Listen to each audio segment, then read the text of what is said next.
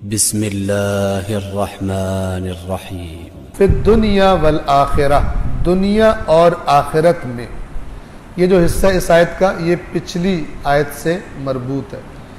وہاں پہ کیا تھا؟ اللہ اپنی آیات کو بیان کرتا ہے کھول کھول کر تاکہ تم لوگ فکر کرو.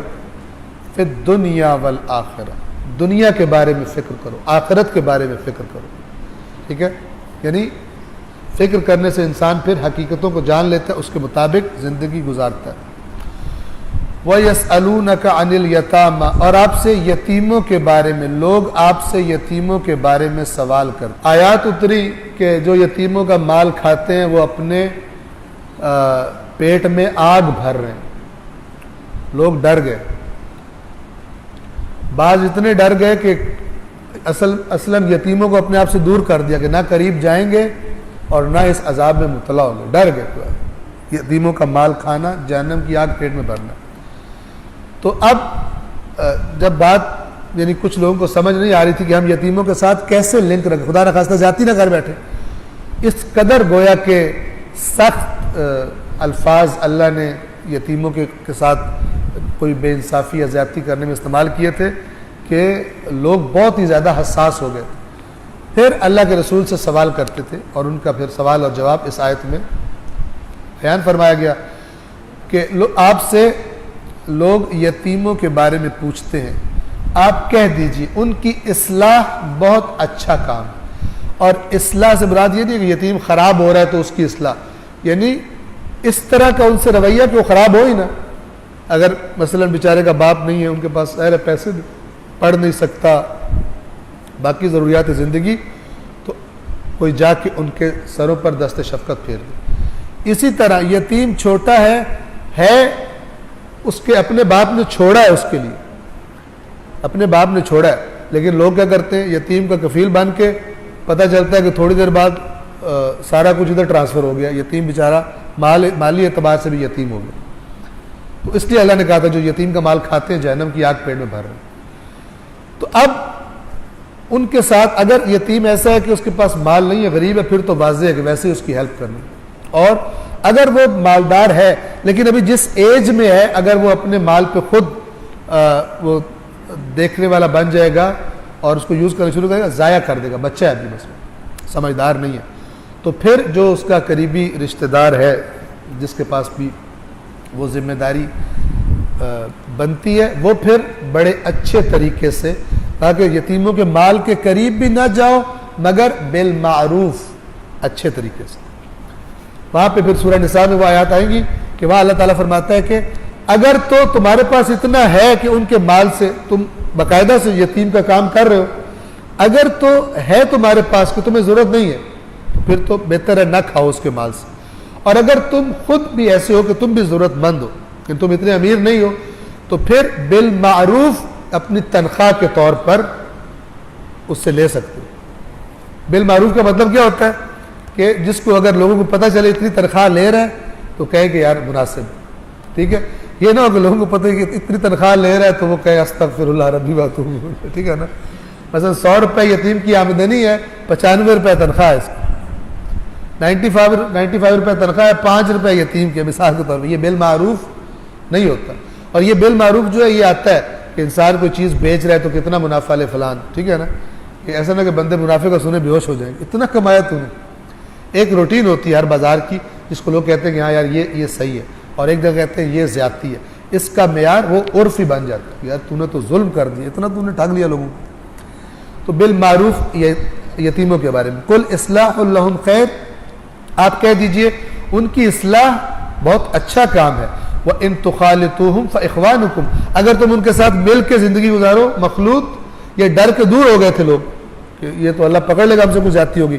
اللہ نے فرمایا ان کی اصلاح بہت اچھا کام ہے، اور اگر ان سے مل جل کے انہیں دور نہ کرو، ان کے ساتھ زندگی گزارو، تو یہ تمہارے بھائی ہیں، یعنی اپنے بھائیوں کے طور پر تم ان سے برتاؤ کرو، الگ نہ کرو. وَاللَّهُ يَعْلَمُ الْمُفْسِدَ مِنَ الْمُصْلِحِ، اور اللہ جانتا ہے اصلاح کرنے والے کو فساد کرنے والے سے. اللہ کو بہتر پتہ ہے کہ تم جو یتیم کر رہے ہو، اور یتیموں کے لیے مثلا کہہ رہے ہو میں یتیموں کے لیے یہ اکٹھا کروں، تو اللہ کو پتہ ہے تم کس لیے کر رہے ہو، یتیموں کے لیے کر رہے ہو یا خود پیٹ بھرنے کے لیے کر رہے ہو. اور جو تم یتیموں کے اتنے کفیل بنے ہو ان پہ ظلم کرتے ہو یا واقعی ان کا خیال رکھتے ہو، اللہ کو پتہ ہے. لہٰذا جن کی نیت صحیح ہے وہ یتیموں کا خیال رکھیں، اور جو بے ایمان ہے وہ اوپر سے جتنے بھی میک اپ کر لیں، اللہ کو پتہ ہے کہ انہوں نے یتیموں کے ساتھ کیا سلوک کیا ہے. ایک میں آپ سے ریکویسٹ کروں گا کہ اگر ایک تو حتماً کریں، اور خاص طور پہ ماہ رمضان میں مولا کائنات کی مثلا شہادت کے بھی ایام ہیں، اور مولا کا ایک بہت بڑا وصیت میں یتیموں کے بارے میں وصیت ہے کہ ایسا نہ ہو کہ تمہارے ہوتے ہوئے وہ تنہا رہ جائے، ان کا سرپرست کوئی نہ ہو. تمہارے ہوتے ہوئے، تم میرے ماننے والوں کے ہوتے ہوئے تمہارے معاشرے میں یتیم ان کا سرپرست کوئی نہ ہو. تو دیکھیں، ڈھونڈیں یتیموں کو، کسی نہ کسی کی ایک فیملی 2 فیملی کفالت لے لیں اور ان سے ملنے جایا کریں. آپ مثلا امیر ہیں، وہ لوگ غریب ہیں، آپ بھی جائیں، اپنے بچوں کو بھی لے جائیں ساتھ، بیگم کو لے جائیں، بچوں کو لے جائیں، یتیم گھر مثلا وہ لے جائیں. اور جب جائیں تو اس طرح نہ جائیں کہ آپ کے کپڑے دیکھ کے بیچارے وہ ان کو آپ کے کپڑے دیکھ کے تکلیف ہونا شروع ہو جائے. کوشش کریں کہ ہر وہ کام جس کو دیکھ کے بیچارہ جس کے پاس نہیں ہے اس کو تکلیف ہوتی ہے، تو بچے تو بڑے نہیں ہوتے، سمجھدار نہیں ہوتے. کوشش کریں کہ کوئی ایسا کام نہ کریں کہ آپ کا وہ دیکھ کر، آپ کے پاس وہ چیز دیکھ کر آپ تو نیک نیتی سے گئے لیکن توجہ نہیں ہوتی، تو بچے جو بیچارے وہ دیکھ کے تکلیف ہوتے کہ کتنے ان کے پاس زیادہ چیزیں فلان ہیں. اور کوشش کریں کہ جو ہو اچھی چیزیں وہ پھر ان کے لیے لے کے جائیں. یعنی انسان بعض اوقات اچھائی کر رہا ہوتا ہے لیکن تکلیف کا سبب بن جاتا ہے.